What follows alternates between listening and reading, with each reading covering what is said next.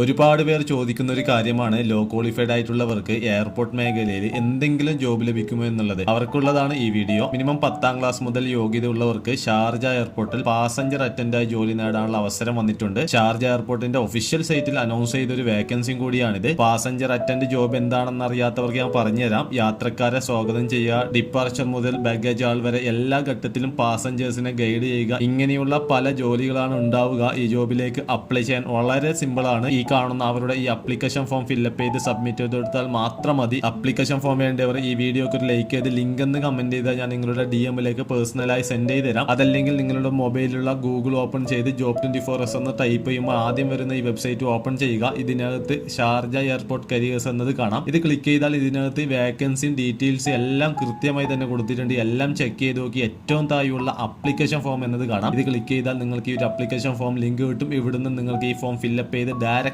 Apply ചെയ്യാവുന്നതാണ്. നിങ്ങൾക്ക് ഇതുപോലുള്ള ജോബിലേക്ക് അപ്ലൈ ചെയ്യാൻ വേണ്ടിയിട്ടുള്ള ATS ഫോർമാറ്റുള്ള CV ആവശ്യമുണ്ടെങ്കിൽ ഈ കാണുന്ന വാട്സ്ആപ്പ് നമ്പറിൽ ബന്ധപ്പെട്ടാൽ മതി. മാക്സിമം ആളുകൾക്ക് ഇതൊന്ന് ഷെയർ ചെയ്ത് കൊടുക്കുക.